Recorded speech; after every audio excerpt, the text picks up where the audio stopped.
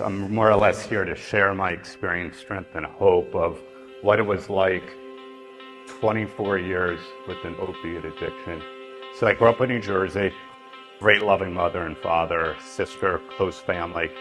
And you would have thought that I had it all. Perfectly normal kid, a lot of friends, but that wasn't the case. And I remember specifically I was put in special ed classrooms and I was told I had a severe learning disability. And I had terrible stomach pains one night. I asked the counselor to take me to the infirmary, and this nurse gave me this green liquid. But the most amazing thing happened. This guy became whole. I felt like Superman. All those inadequacies, insecurities, not feeling worthy, not feeling a part of, not feeling good enough went away.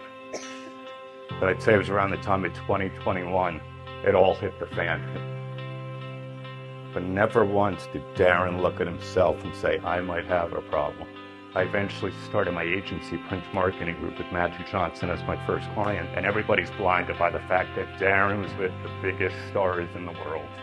But was once living to use, the way I put it, was eventually turning to using to live. I was chopping up and snorting my Percocets and Oxycontins.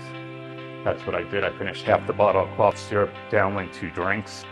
Within 5 minutes, I was on the ground. I had no idea what happened. My eyes were dilated. I couldn't breathe, foaming out of the mouth. All I can think is, God, don't take me. I don't know what I just did. I promise I'll never do this again. But then the miracle happened. Because for the first time in my life, I fell on my knees and I screamed out to God, God, I can't do this anymore. Take the money, take the business, take the notoriety.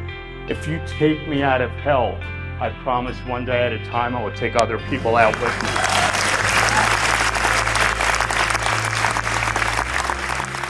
I heard a voice say, I've got you, and you're ready.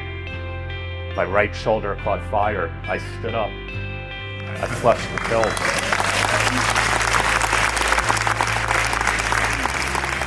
First time in my life I wanted to stay sober more than I wanted to get high, and that date, July 2nd, 2008, is my sobriety date. And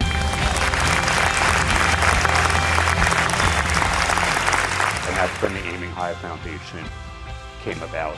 And I said, I want to be that guy, but people can't afford treatment. And I see the lights pop up in somebody's eyes and said, I need help. And I want to be able to say, you got it. You're going to get the life you deserve, because tonight we're putting you on a plane to a treatment center. And to me, it's the greatest gift in the world. I'm not exactly who I want to be. I'm not yet where I want to be. But thank you, God, I'm not the person I used to be. Thank you.